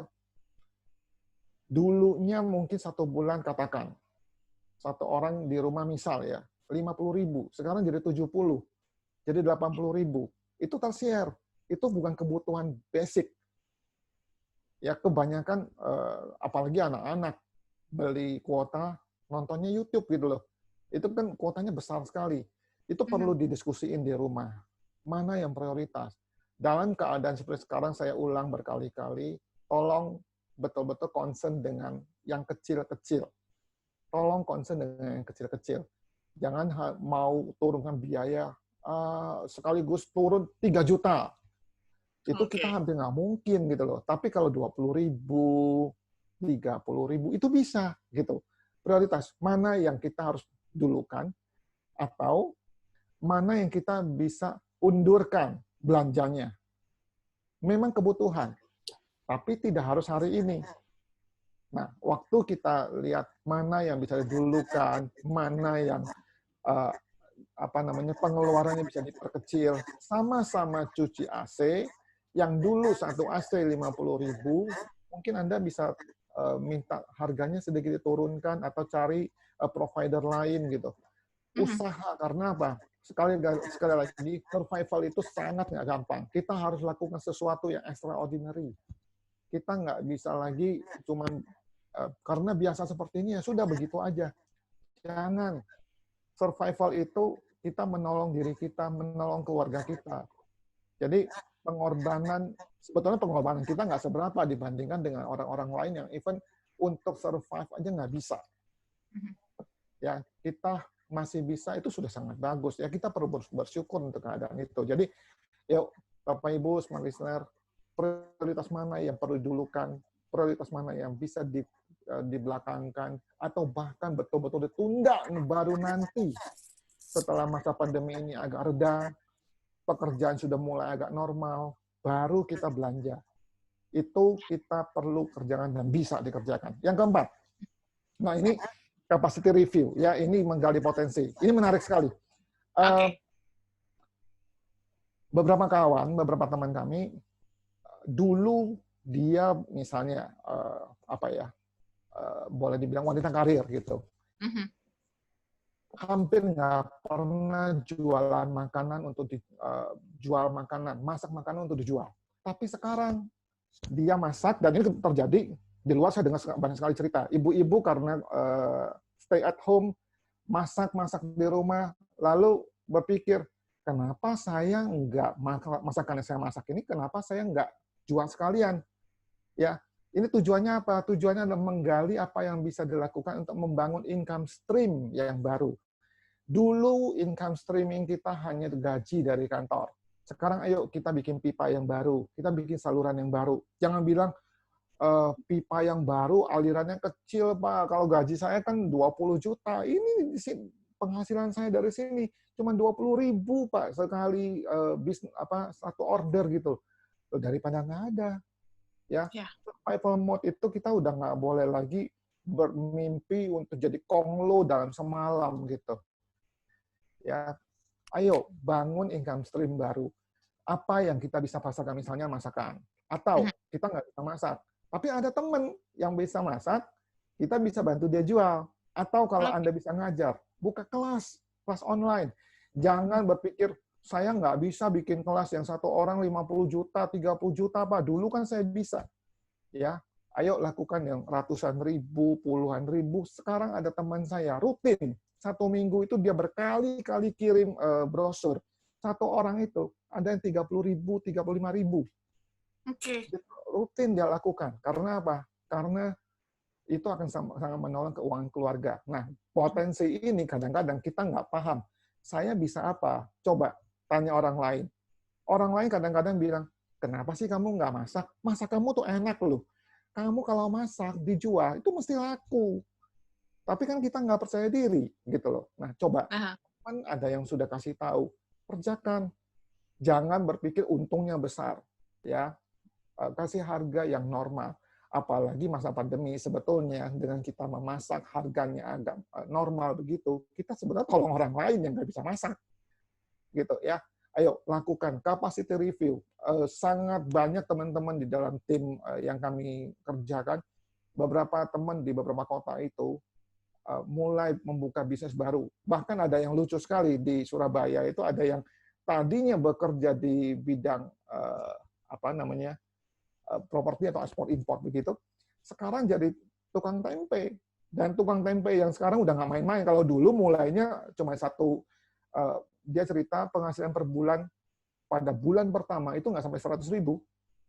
Tapi sekarang dia udah punya pasukan, istilahnya jenderal-jenderalnya dia itu sudah 50 orang kalau nggak salah untuk kirim tempenya dia. Nah, mulai dari kecil, ayo gali capacity, gali potensi-potensi kita. Kalau kita nggak sanggup, coba ngobrol sama teman. Apa yang dia lihat dari kita. Kalau dia lihat sesuatu, coba lakukan di rumah. Tes aja dulu. Kalau masak, coba masak di rumah. Menurut keluarga layak tidak dimakan. Ya, kalau enggak, ya koreksi dulu, jangan asli juga. Gitu ya. Nah, coba gali potensi. Ini sangat menolong. Ya, jangan kaku, jangan diam, karena makin diam, kita itu makin jatuh. Ya, kita harus mencoba berenang supaya kita tetap ngapung. Ya, itu yang keempat. Oke, nanti kita akan lanjutkan poin ke-5, 6, dan 7, tapi sebelumnya kita akan membacakan atau menganalisa tanda tangan Anda, smart listeners, yang sudah dikirimkan minggu lalu, karena kami menjalankan siaran ini secara rekaman atau taping. Oleh karena itu, langsung saja kita bacakan tanda tangan yang pertama dari miliknya ZH Tasya yang ada di Bekasi. Silakan Pak Jakub. Ya, Tasya, Anda itu orang yang kreatif. Pada masa pandemi ini, saya percaya Anda pasti sudah melakukan sesuatu yang sifatnya kreativitas. Anda orang yang sangat penuh dengan belas kasihan, orang yang bisa mengerti kebutuhan orang lain, perasaan orang lain, ya. Dan saya yakin orang seperti Anda itu orang yang bisa menciptakan hal-hal yang baru sesuai dengan kebutuhan orang lain. Maju terus Tasya, karena melihat karakteristik dari tanda tangan Anda, itu Anda orang yang sangat bisa percayalah bahwa ketika kita ada belas kasihan, di situ ada supranatural yang terjadi. Ya, satu aja pesan saya, jangan mudi ya. Jadi begitu sudah diomongin orang, wah ini karyamu kurang bagus, kurang enak atau apa, jadi ngedrop. Nah, itu titik kritisnya. Jadi sangat sensi sekali. Tapi terus berdiri ketika ada masukan, terima dan maju lagi, maju lagi. Oke, itu untuk Ibu Tasya ya yang ada di Bekasi. Tapi mungkin kita harus potong dulu karena kita harus rehat, smart listeners. Dan nantikan perbincangan menarik kami masih sampai dengan jam 10 malam, masih bersama Pak Agustar, Mas Harmoni, dan juga Pak Jakub, dan juga saya Audrey Joanna dalam Smart Karakter sampai dengan jam 10 malam. Kita kembali setelah yang satu ini. Terima kasih smart listeners, Anda masih bersama kami dalam Smart Karakter malam hari ini. Dan topik hari ini menarik sekali ya, menata keuangan di tengah krisis. Pastinya dari sudut pandang karakter juga. Nah, tadi sudah ada 7 poin survival mode dan sudah di breakdown sama Pak Agustar. Tadi kita sudah sampai ke poin yang keempat dan sekarang kita lanjut ke poin kelima, yang keenam. Ada sinergi dan juga nego hutang. Nah, silakan mungkin Pak Agustar bisa dijelaskan lebih lanjut. Ya, sebentar.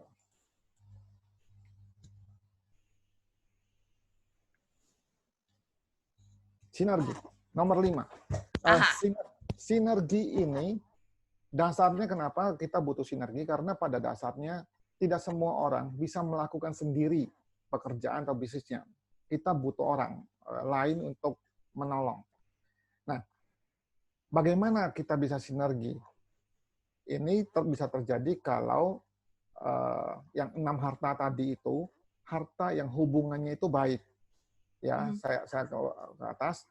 Yang ini, harta hubungan, harta yang keempat ini. Kalau harta hubungan kita selama ini jelek, kita mau sinergi dengan siapapun akan ditolak.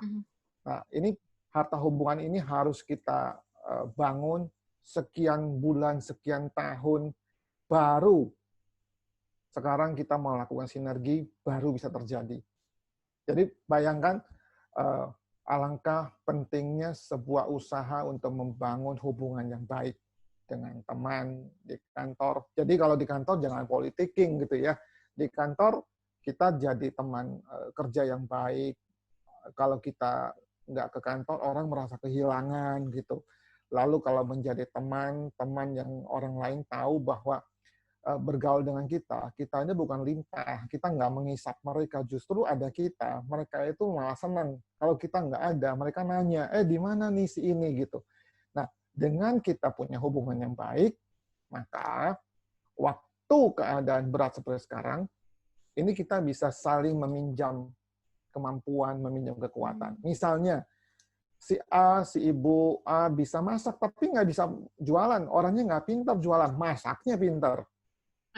Sebaliknya, ada orang, dia masak nggak pintar-pintar banget, tapi jualannya pintar.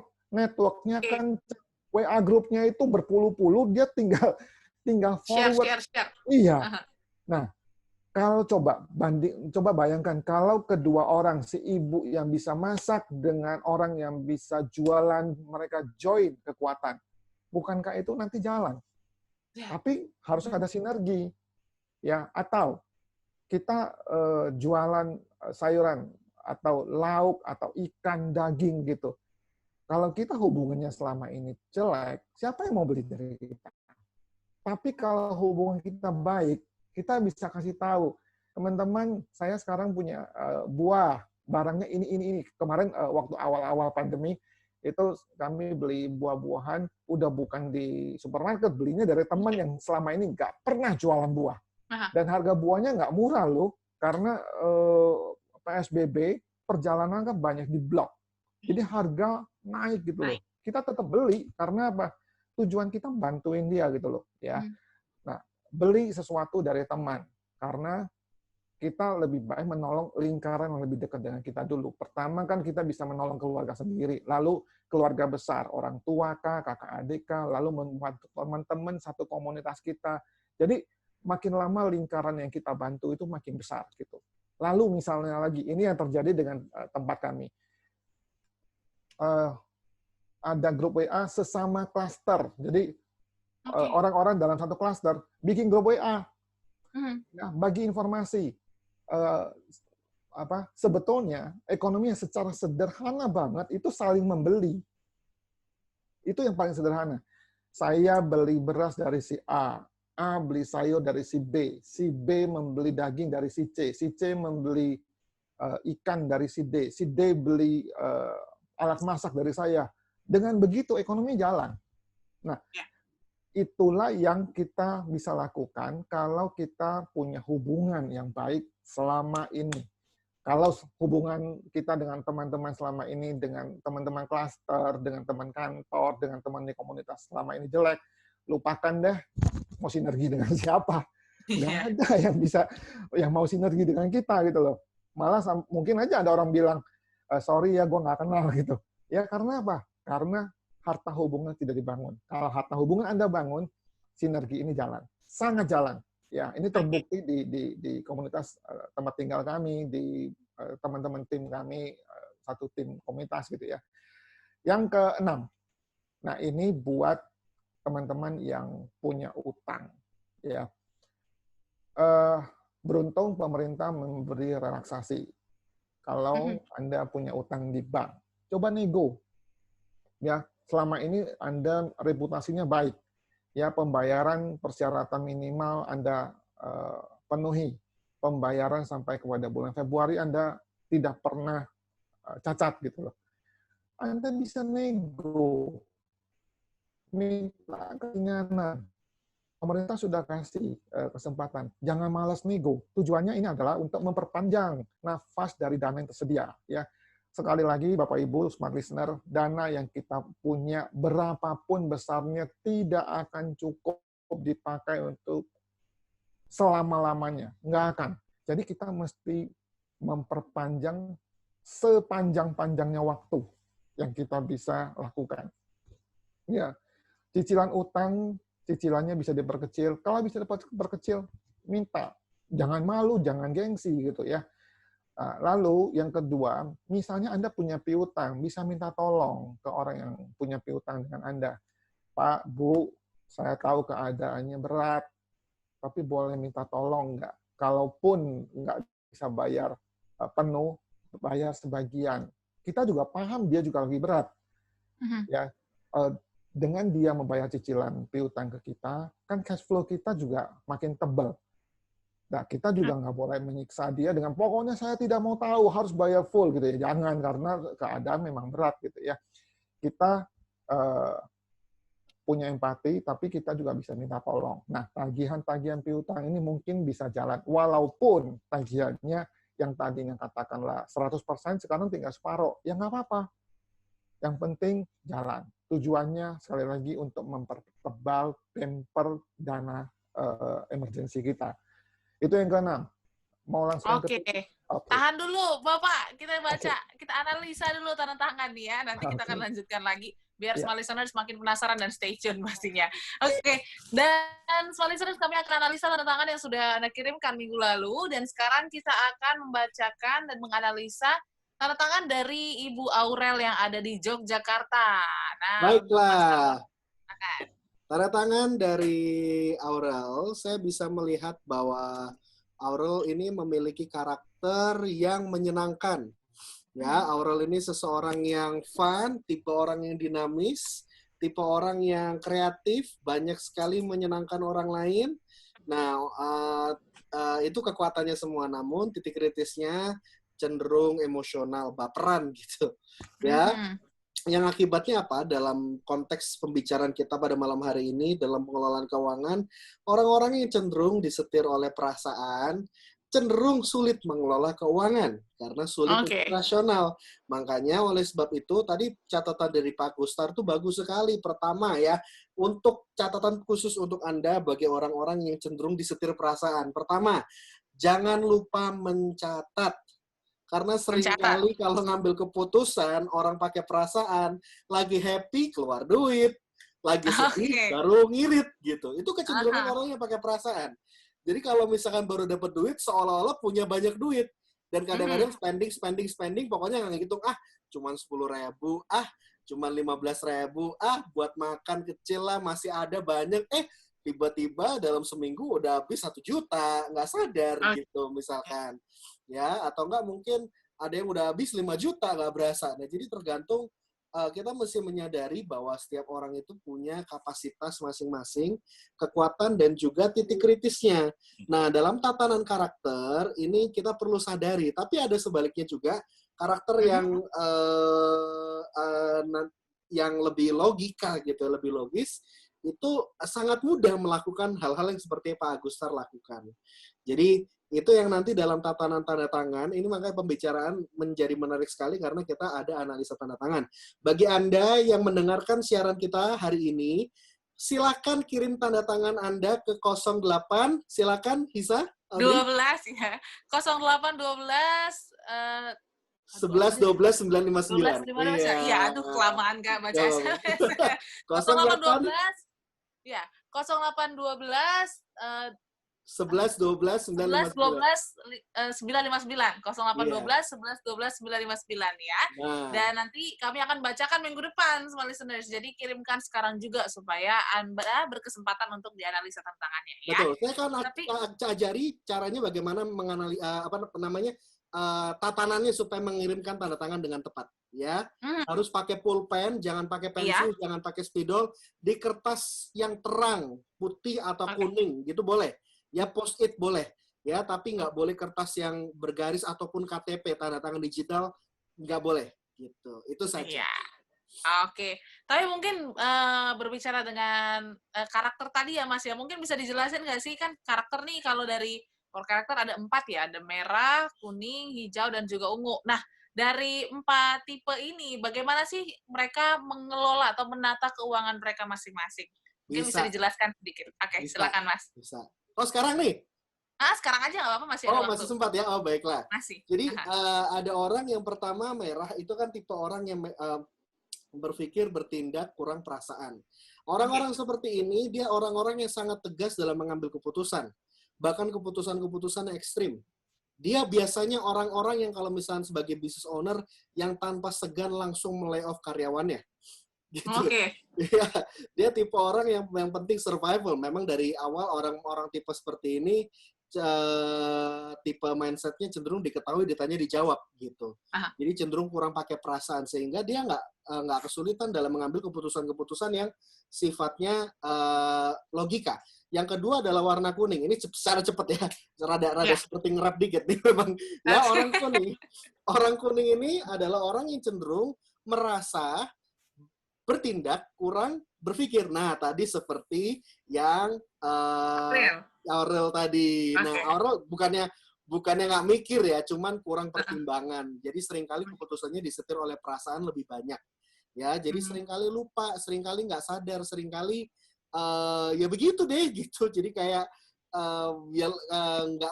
nggak ada data, nggak ada fakta dalam pengambilan keputusannya. Nah, lalu ada warna hijau. Nah, warna hijau ini tipe yang merasa berpikir kurang bertindak.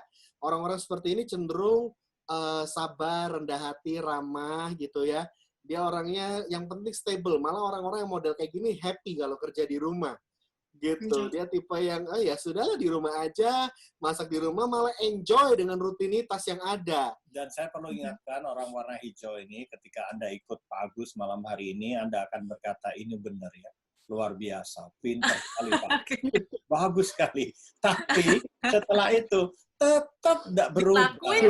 Lah itu susah Pak Agus. Ada orang tipe-tipe yang betul-betul mengagumi saja sebuah pengetahuan orang lain, tapi nggak dilakukan karena lack of aplikasinya ya. Gitu. Bertobatlah. Yang warna terakhir, Mas. Ya, warna ungu terakhir ya. Nah, orang yang warna ungu ini tipe yang pikirannya kuat sekali. Jadi berpikir, merasa, dan kurang bertindak juga. Bedanya kalau orang ungu, logikanya sangat kuat. Dia mengambil keputusan berdasarkan data dan fakta, tapi seringkali terhadang oleh perasaan takut. Karena kan berpikir, merasa, dan kurang bertindak. Dia lack of execution karena dikuasai oleh ketakutan. Makanya ada disebut analysis paralysis, overthinking. Bagaimana kita di mana situasi di mana manusia terlalu banyak menganalisa, terlalu banyak berpikir, terlalu banyak menimbang-nimbang, akhirnya takut salah milih dan akhirnya nggak ngambil keputusan apa-apa.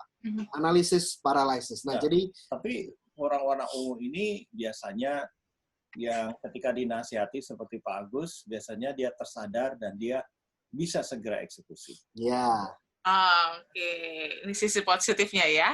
Oke, small listeners, nanti kita akan bahas lebih lanjut lagi dan masih ada satu ya yang masih belum dijelaskan sama Pak Gustar tentang survival mode-nya, yaitu atur keuangan. Nanti kita akan bahas lebih lanjut di sesi berikutnya, jadi Anda jangan kemana-mana, tetaplah dalam Smart Character, kita akan kembali setelah yang satu ini. Smart listeners, selamat malam untuk Anda yang mungkin baru mendengarkan kami di Smart Character, dan malam hari ini kita masih membahas tentang menata keuangan di tengah pandemi melalui sudut pandang karakter ya. Dan hari ini sudah hadir Pak Agustar juga spesial, dan juga ada Mas Harmoni serta Pak Jacob Ezra malam hari ini. Dan tadi kita sudah punya 7 survival mode ya, bagaimana cara Anda untuk survive gitu di tengah pandemi ataupun krisis seperti ini. Dan sisa satu lagi hutang Pak Agustar ya, ada atur keuangan, mungkin bisa dijelaskan lebih lanjut Pak Agustar, silahkan. Oke, saya tampilkan dulu. Ya, yang ke-6 tadi sudah. Ke-7 ya. Oke, yang ke-6 sudah, ke-7. Nah ini, ini yang dulu sebagian besar orang tidak mau kerjakan. Padahal kalau kita sebagai karyawan di perusahaan, mau tidak mau, kita atur keuangan perusahaan. Ya, perusahaan bisa untung atau rugi, tahunya dari mana? Tahunya dari pencatatan. Biaya bisa ditekan gimana caranya? Karena dicatat, oh biaya ini terlalu besar atau biaya ini terlalu kecil. Ya, kalau terlalu hemat, itu bisa meruntuhkan juga. Tapi kalau terlalu boros, bisa meruntuhkan juga. Jadi kita mesti mencari titik keseimbangan. Nah, keuangan ini perlu diatur. Nah, dalam mengatur ini, saya kenalkan satu, apa istilahnya ya, boleh katakan singkatan atau prinsip lah, yang kita sebut dengan 6T. Nah, 6T ini, nah ini 6T. 6T ini apa? 6T ini adalah pertama tujuan, yang kedua terima ini income, lalu tabur ini memberi, lalu tabung ini adalah tabungan maksudnya, tukar ini belanja, dan tanam ini investasi. Nah, ini prinsipnya Bapak Ibu smart listener ya. Tetapi di dalam ini kalau kita jabarkan, saya ingin ingatkan begini.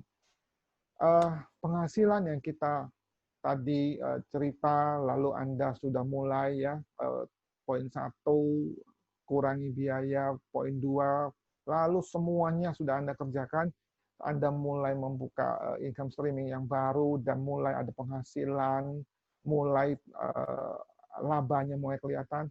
Tolong dana yang sudah terkumpul itu tolong janjian, tolong bahas dengan keluarga. Laba atau profit yang didapatkan dari hasil kerjaan yang income stream yang baru itu nanti mau dipakai buat apa?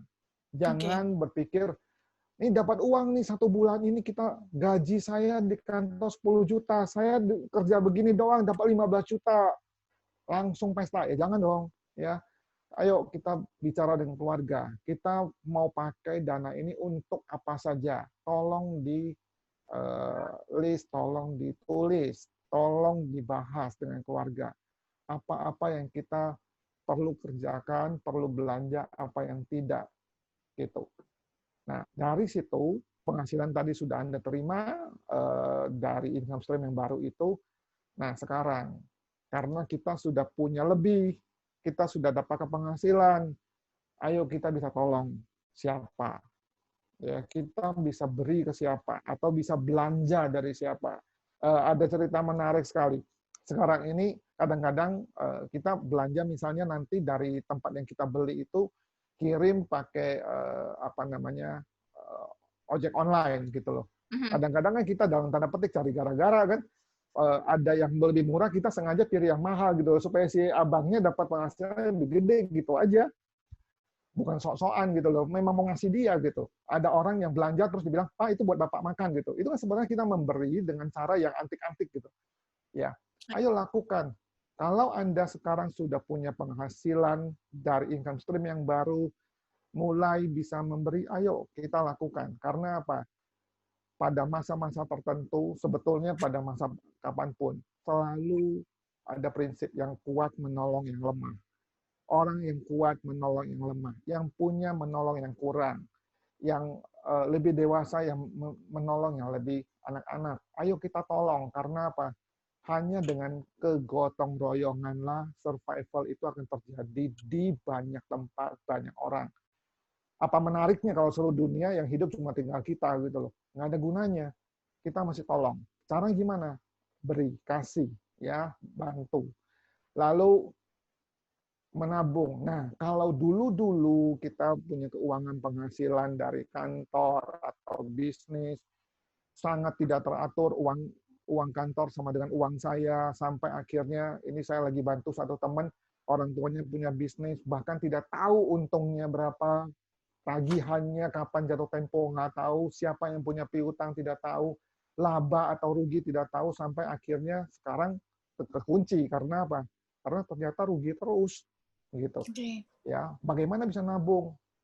Nah, kalau Anda mencatat, Anda akan tahu, oh saya bisa nih menabung. Menabung untuk apa? Menabung ini beda dengan investasi, Bapak Ibu. Menabung ini adalah menabung untuk masa-masa emergency seperti sekarang.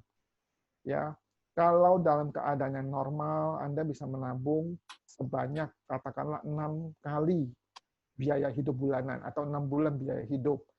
Ya, kalau biaya hidup 1 bulannya 10 juta, ya Anda menabung cicil. Ya, dari penghasilan Anda ambil 10 atau 15% untuk ditabung. Ini harus liquid ya, karena apa? Kalau Anda taruhnya di investasi di Jawa Timur, kami ada satu teman karena biaya hidup bulannya tinggi sekali, 6 bulannya ini miliaran gitu loh. Wow. Terus dia bilang, "Pak, sayang kalau saya taruhnya tabungan." Loh, ya nggak bisa. Karena apa? Karena itu dana emergensinya Bapak.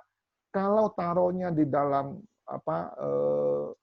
properti, terus butuh gimana jualnya? Tiba-tiba gitu ya. Jadi tetap ini harus liquid. Saya pribadi, saya naruh ini di tabungan bank. Sudah nggak bisa lagi lihat bunga. Karena apa? Ini saya butuh kapan-kapan gitu ya. Lalu ini belanja. Belanja mulailah pisahkan mana kebutuhan, mana keinginan. Kalau dalam keadaan normal, banyak orang yang bilang, keinginan nggak apa-apa, selama masih punya budget. Kalau buat saya, kalaupun ada budget, keinginan tetap harus kita batasin. Karena kalau enggak, suatu saat Anda pengen cita-citanya main ke bulan, gitu loh. Dan itu apakah harus gitu ya? Keinginan tetap harus dikendalikan karena keinginan manusia itu nggak ada batasnya. Kita yang harus secara sengaja tutup batasnya seberapa. Nah, kalau dana-dana ini sudah biaya-biaya ini sudah tercover dan masih ada dana, kalau bisa sampai 20-25%, ayo belajar investasi. Investasi tidak harus di pasar saham kok. Ya, Anda bisa lakukan di tempat-tempat yang Anda nyaman. Ya, banyak orang yang bilang harus ke pasar keuangan. Buat saya enggak. Walaupun saya orang pasar keuangan, tapi saya tidak mengharuskan. Karena apa? Semua orang punya karunia-nya. Kalau dia pintar sekali di dalam properti, yang lakukan di properti. Toh jangka panjang, investasi cerita jangka panjang kok. Jangka panjang yang mungkin 10-20 tahun. Jadi kalau Anda butuh dana liquidnya 15 tahun lagi, ya rumah Anda setelah 10 tahun dari sekarang, coba aja jual gitu loh. Ya, tahun ke-16 Anda bisa pakai dananya. Jadi jangan kaku. Atur keuangan itu menurut saya itu fun sekali. Nah, lalu sebelum semua ini kita lakukan, kita penting sekali bangun fondasinya. Fondasi itu salah satu adalah berasal dari tabungan ini, ya.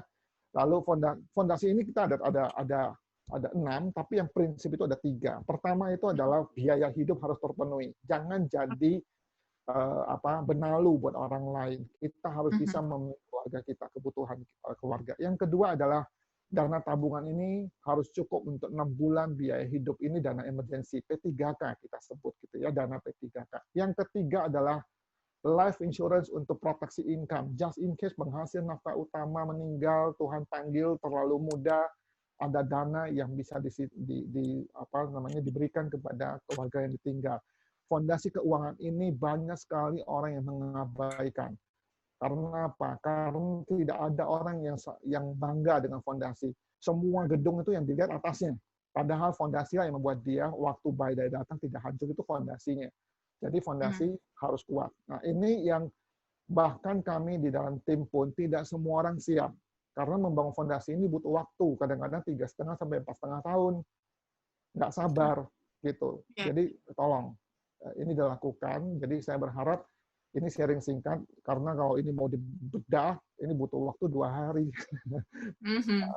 untuk bisa cerita agak detail gitu ya. Belum praktek, baru cerita teorinya aja. Saya pikir itu dulu, smart listener, mudah-mudahan ini berguna. Kalau ada yang mau ditanyakan, nanti mungkin kita bisa lewat YouTube atau gimana.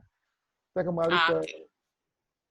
Oke, Pak Agustar, ternyata sudah 7 ya survival mode yang diberikan Pak Agustar, dan juga tadi ada 6T yang wajib banget kita mulai. Mungkin buat smart listeners yang merasa saya terlambat nih mulainya, mulai dari sekarang ya, jangan ditunda-tunda lagi. Oke, dan kita akan lanjutkan juga analisa tanda tangan ya, yang pastinya sudah masuk di SMS kami dan juga WhatsApp kami di minggu lalu. Jadi untuk Anda yang ingin mengirimkan tanda tangan Anda, untuk dibacakan minggu depan, bisa Anda kirimkan di 0812 11 12 959 ya, dengan formatnya pastinya nama, usia, alamat, dan juga tanda tangan yang jelas di kertas putih ataupun kuning ya, dengan pena, tinta biru ataupun hitam, jangan pakai spidol, foto yang jelas pastinya. Oke, sekarang kita akan lanjut aja ke tanda tangan berikutnya, mungkin untuk tanda tangan Ihwan Naspiatun yang ada di Bogor. Ini siapa yang mau baca? Mungkin Pak Jakob atau Mas Harmoni, silakan. Siapa? Ihsan Naspiatun. Ihwan Naspiatun. Oh, baiklah. Saya analisa ya. Oke, silakan, Mas. Ihwan Naspiatun, terima kasih buat partisipasinya.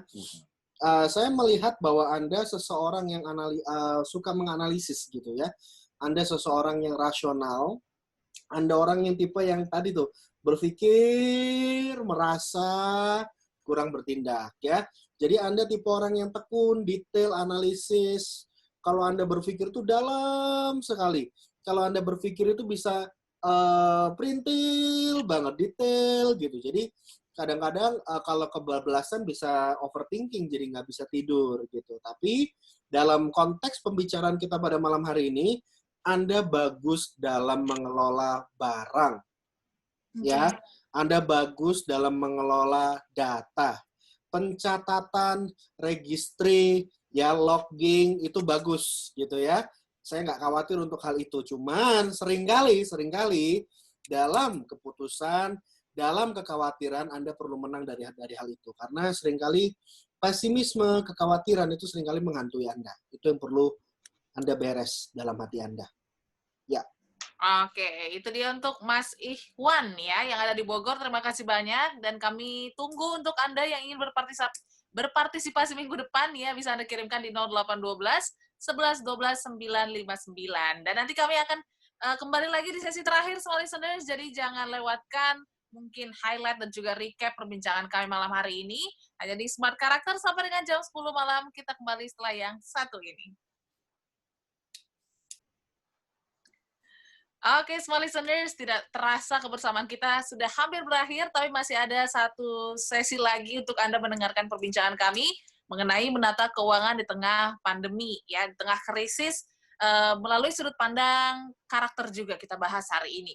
Nah, tadi sudah dibahas panjang lebar bersama Pak Agustar, dan juga dari sisi karakter juga tadi sudah dibahas Mas Harmoni dan juga Pak Jakub Ezra, tapi mungkin konklusi atau mungkin ini kan sekarang masih masa transisi PSBB juga nih ya Pak ya, dan kegiatan ekonomi juga sudah mulai berjalan sedikit demi sedikit, dan mungkin kita berharap semuanya situasi ini bisa cepat terlewatkan. Dan gimana nih Pak untuk tips-tipsnya supaya kita bisa tetap menata keuangan yang baik setelah pandemi ataupun krisis ini juga sudah berlalu. Silakan Pak Agustar. Oke, tadi slide terakhir yang 6T itu sebetulnya kalau itu kita kerjakan konsisten. Ilmu keuangan, apalagi personal finance, itu teorinya sederhana. Yang susah itu jalaninnya, karena itu perjalanan seumur hidup, itu maraton. Jadi supaya kita bisa kuat untuk jalankan setiap hari, sepanjang minggu, sepanjang bulan, sepanjang tahun, sepanjang hidup, itu kita butuh teman. Kita harus dalam grup, dalam kelompok orang-orang yang kita mau ditegur. Kalau kita malu, nggak mau ditegur orang, kita ditegur orang marah, susah. Jadi kita mesti ada dalam pergaulan orang-orang yang mau. Bagaimana caranya kalau kita nggak kenal? Kasih satu otoritas kepada, misalnya, kalau Anda seorang ayah, kasih otoritas ke istri atau ke anak-anak. Nanti setiap minggu tanya papa ya, udah catat belum? Papa, belanjanya udah dicatat belum? Biaya-biaya yang kita kemarin janjian udah sesuai belum? Kasih otoritas itu supaya kita diingetin. Itu cara paling gampang. Kita nggak bisa jalan sendiri. Ini harus jalan grup, jalan tim. Ya, jadi harus mau ditegur. Dan kalau itu 6-6-nya dijalanin, pencatatan dijalankan, belanja dengan baik, investasi jangan berpikir, wah nanti saya mesti investasi di pasar modal di Amerika. Nggak usah. Ya itu kejauhan. Ya, kita lakukan hal sederhana. Kalau itu kita jalankan, ada krisis lagi di waktu yang akan datang, kita akan termasuk yang survival-nya itu lebih kuat daripada kebanyakan orang lain karena mereka tidak melakukan. Itu saja. Oke, itu dia dari Pak Agustar ya. Dan sekarang mungkin dari sisi karakter nih, mungkin Mas Harmoni bisa dijelaskan bagaimana kita bisa melalui situasi seperti ini. Silakan Mas Harmoni. Dalam mengelola keuangan, menurut saya hal yang paling esensi adalah mengenali diri kita sendiri. Menyadari bahwa hidup kita, diri kita sendiri, karakter kita itu memegang peranan penting dalam kita mengelola keuangan kita, itu menjadi esensi untuk kita menyadari kekuatan kita dan titik kritis kita. Jangan sampai karena kita nggak tahu, kita feel fine, tapi setelah discover ternyata kita telat untuk memperbaikinya, sehingga kita jatuh berulang kali di lubang yang sama, dan mungkin Anda bertanya-tanya, kenapa saya nggak bisa bangun, kenapa saya kok hidupnya begini-begini aja, kenapa saya nggak bisa maksimal. Itu mungkin karena selama ini Anda belum pernah check up. What's has been wrong with my life gitu. Dan ketika Anda ditemukan, ketika Anda disadarkan, oh ternyata saya punya masalah A, B, C, D, E. Maka dengan strategi, dengan terapi, dengan pengobatan, maka kita bisa mengovercome, kita bisa menang terhadap titik kritis kita. Jadi make sure kita mengelola finansial kita dengan karakter yang kuat, karena karakter itu dibangun. Dia seperti otot yang semakin hari ketika kita asah, semakin hari ketika kita tempah, dia semakin kuat. Ya. Oke. Mungkin Pak Jakub ingin menambahkan, Pak Jakub, silakan. Saya menggunakan istilah COVID epicentrum. Oke. Pusat penyebaran. Epicentrum dari finance itu sangat luas. Jadi kalau digambar gitu seluruh dunia, maka epicentrumnya merah semua itu. Ya. Bicara keuangan, epicentrumnya itu di setiap negara, di setiap kota, di setiap daerah, setiap area, setiap rumah, setiap keluarga. Bahkan ada orang yang cinta uang, epicentrumnya jalan kemana-mana itu. Menyebar kemana-mana. Saya berkata bahwa nggak terlalu benar kalau orang pegang uang dia bisa segalanya. Saya kasih contoh.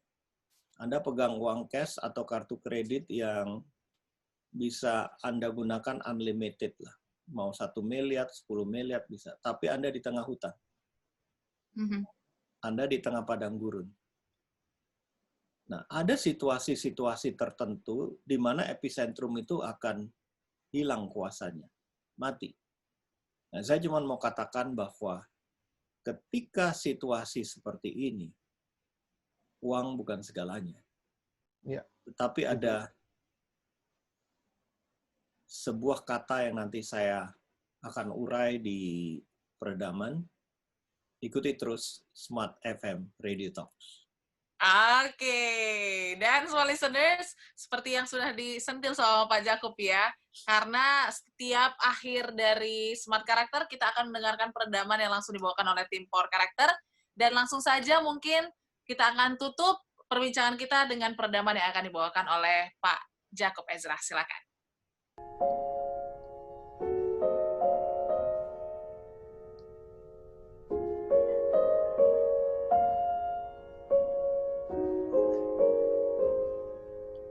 Smart listener, pernahkah kita berpikir bahwa ada batas dari kemampuan kita?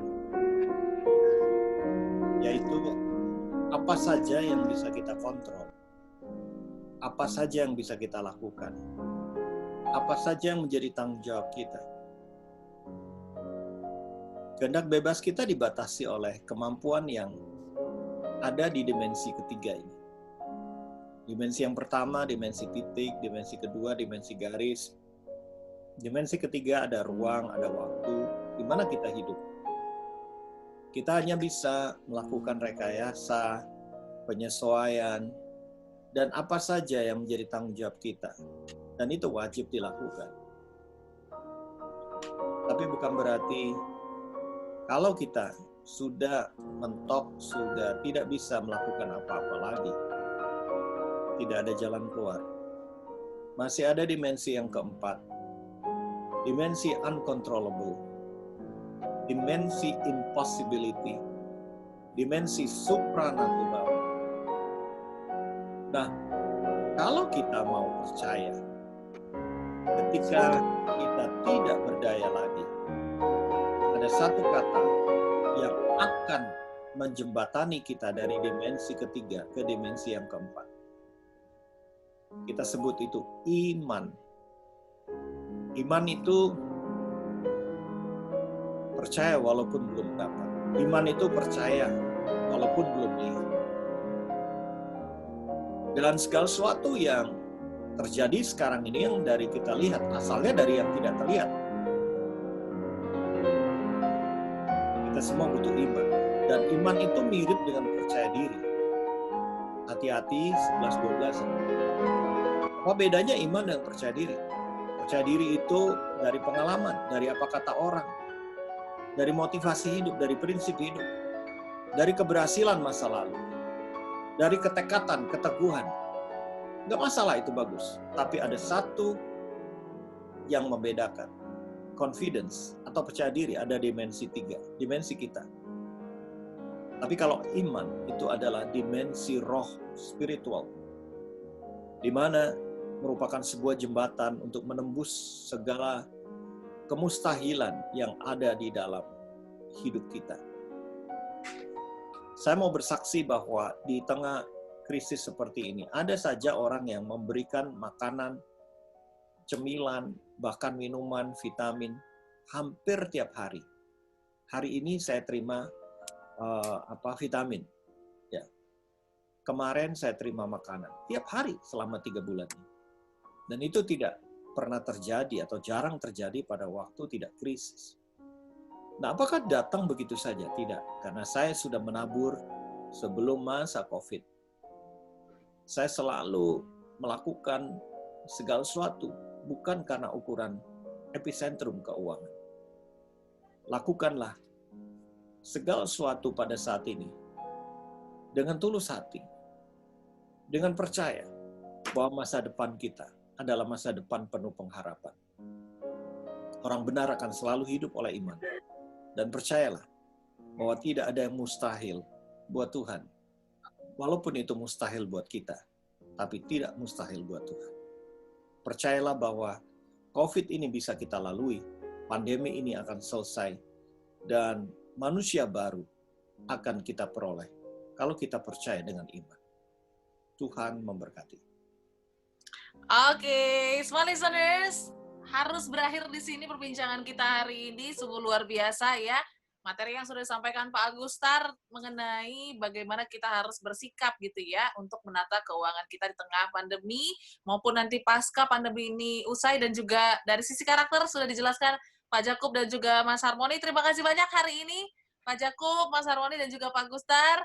Dan pastinya smart listeners, untuk Anda yang menginginkan perbincangan menarik, tetap dengarkan Smart Karakter setiap Senin dari jam 8 sampai dengan jam 10 malam. Oleh karena itu, sepertinya harus kita tutup ya smart listeners, dan pastinya Anda juga bisa menyaksikan perbincangan kami hari ini di YouTube-nya Power Character ya. Nanti akan di-share melalui mungkin Instagram-nya Mas Harmoni di Harmoni Ezra ya.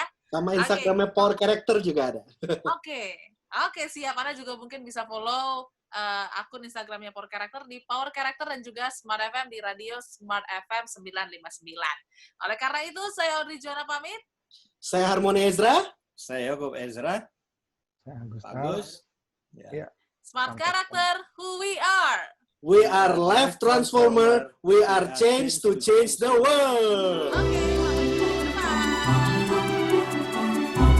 Baru saja Anda menyimak Smart Character bersama Power Character based on Business Transformation. Awali kesuksesan Anda dengan perubahan karakter. Terima kasih dan sampai jumpa.